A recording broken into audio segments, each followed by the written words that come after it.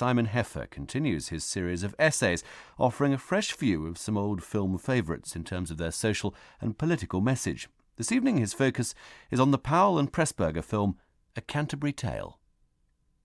Anyone wishing to advocate a sense of national progress today would no doubt do so by reference to the future, to our diversity and our sense of looking outward.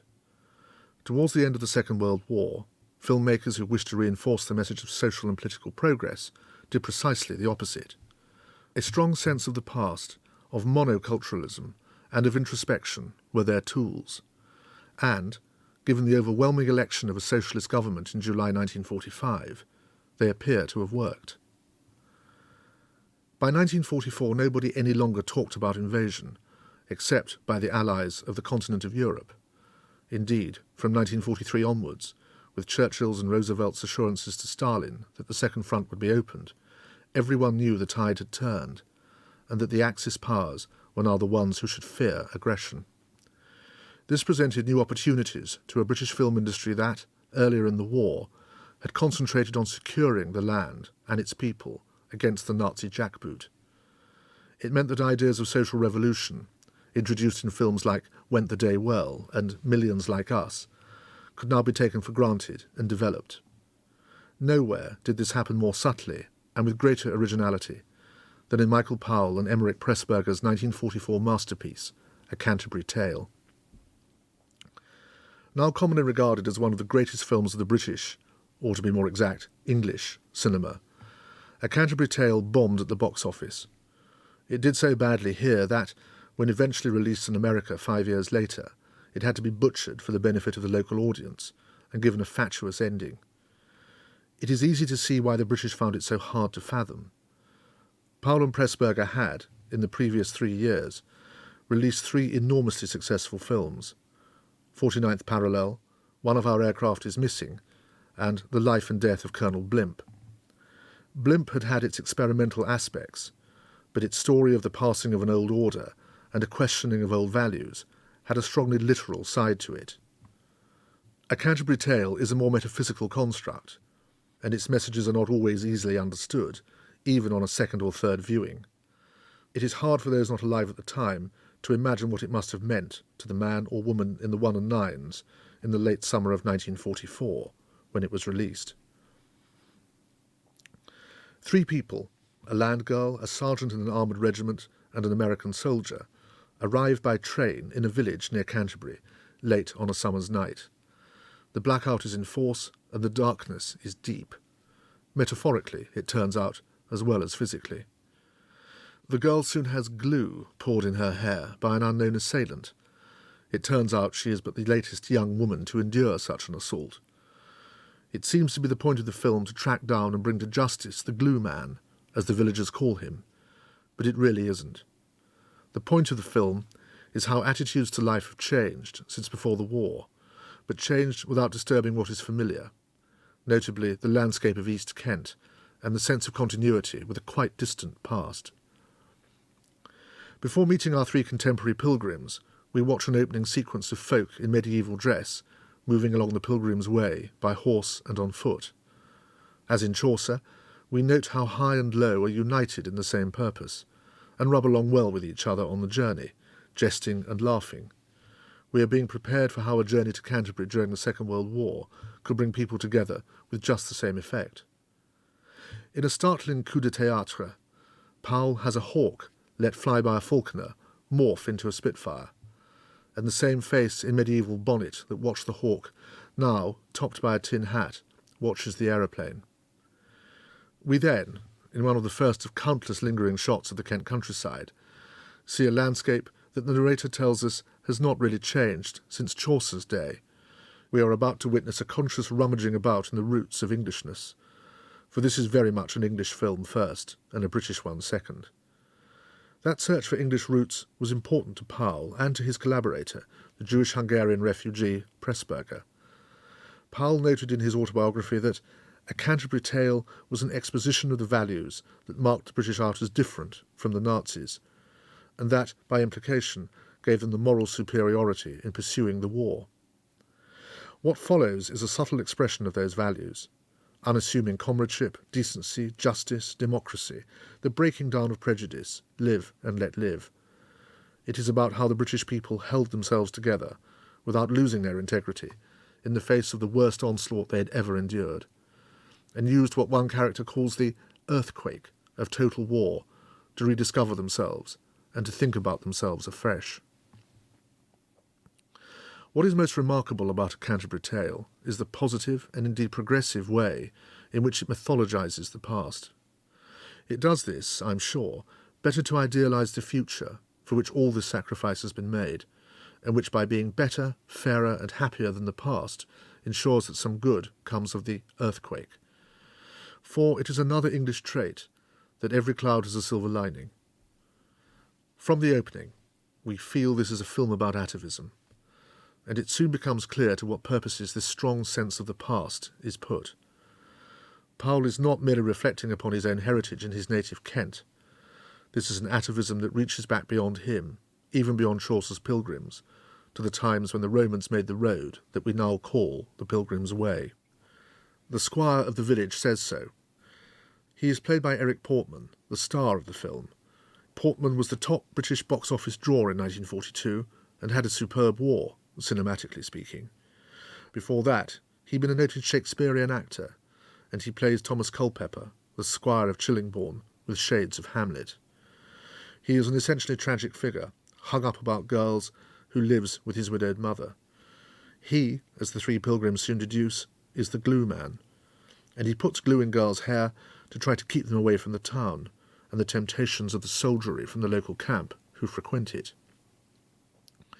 Culpeper's other obsession is telling people about the past, about the Roman heritage of the village.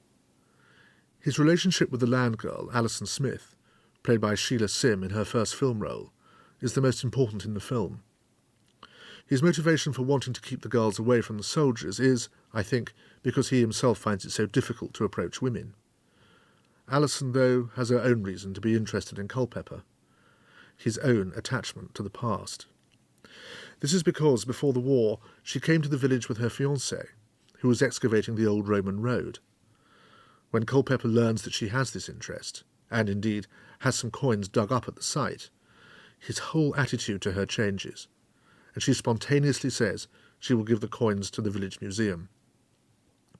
They are hers to give because her fighter pilot fiancé was killed in action and left them to her.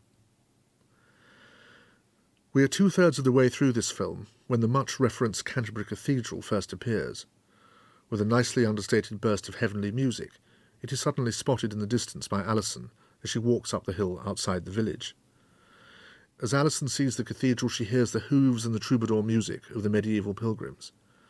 Though as Culpeper, who startles her by rising up out of the long grass, tells her, that was all in the mind.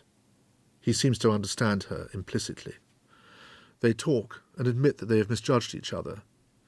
In the film's most significant exchange, Alison tells Culpeper about her dead fiancé and how difficult their relationship had been because of the objections of his father to it. They were a very good family. He thought his son should marry someone better than a shop girl. Good family. Shop girl. Rather dilapidated phrases for water. Not for Geoffrey's father. It would have taken an earthquake. We're having one. Too late for me. As will have been the case with medieval pilgrims, much of the talk among the characters during the film is about Canterbury and getting there. Alison must go there for two reasons. She has to see the local agricultural committee and wants to visit the caravan that she and her dead pilot lived in during that summer before the war, which he left her in his will, and which is in store at a garage there. The sergeant, Peter Gibbs, must join his battalion there before it embarks for Europe. He is played by Dennis Price, again in his first film. Price is both woefully miscast as an NCO, he was from a distinguished military family in real life, and sounds it, and strangely effective. He becomes just about credible when he tells Culpeper that he was an organist in civilian life, but one who, after years of study, sold out and went, at a big salary, to play the organ in a West End cinema.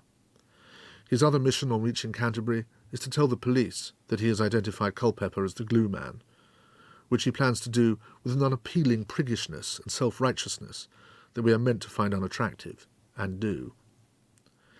The American soldier was played by John Sweet. He plans to go to Canterbury to meet a comrade for the traditional American reason of tourism. But, as with his two fellow pilgrims, what happens when he gets to the city is not quite what he was expecting. In ascending order of dramatic importance, these are as follows. The American has complained throughout the film that he has not had a letter from his girl for weeks, and his love story appears to have reached a bitter end. However, his buddy turns up in Canterbury with a pocket full of her letters, delayed because they've been posted from Australia. His girl has joined the forces herself. Another supposition bites the dust. Peter Gibbs goes to the cathedral to find the superintendent of police, who is on duty there, but is sidetracked by an accidental meeting with the organist, who lets him play the great organ of the cathedral. Suddenly, it is no longer important for him to make Culpeper's life a misery by exposing him for his silly, but perhaps well-intentioned, deeds. Gibbs's own sense of being unfulfilled is not only rectified by playing this superb instrument. He also hears that the organist himself started out by playing in a travelling circus, so he has, perhaps, less to feel ashamed of than he thought. Prejudices can be as toxic when held about oneself as they can when held about others. Alison's unexpected experience is the dramatic climax of the story. In a superbly photographed sequence that introduces realism into a film that seemed set in the late Middle Ages, she walks through the bomb streets of Canterbury. She comes to the garage where her caravan is kept. She finds it festooned with cobwebs, coated in dust, swarming with moths, and its tyres requisitioned. She comes out of the van to find Culpeper awaiting her, inexplicably, until one intuits that his interest in her has taken on a new dimension. A brief philosophical exchange about needing to move on is interrupted by the garage owner, who rebukes Alison for having left no contact address. For her fiancé's father has been searching for her, to tell her that his son is, in fact, alive.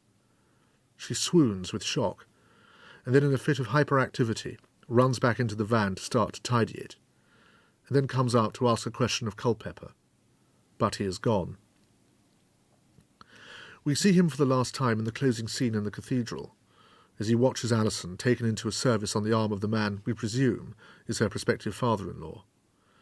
The three pilgrims may have had blessings from their visit to Canterbury, but Culpeper alone comes away empty-handed.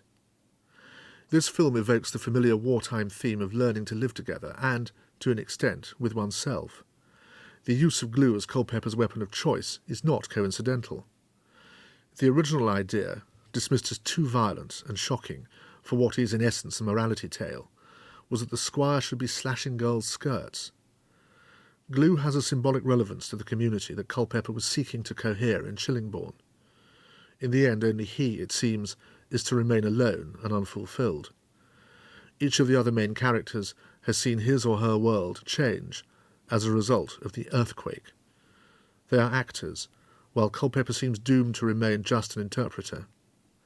For most of those in the film's audience at the time, the moment was coming when they too would find a changed world in which they would, or could, participate in a way different from before.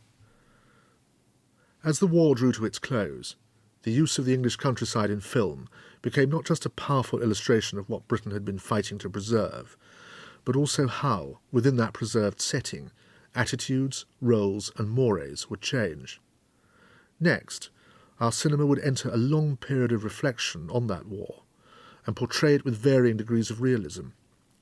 But it would also have to begin to examine and criticise the ideal future for which it had wished so hard. In doing all these things, its intellectual current would turn in a startling new direction. That was Simon Heffer with the second of his essays on British cinema in the 1940s. Tomorrow evening he'll be talking about the 1944 classic The Small Back Room. The producer of the series is Beatty Rubins.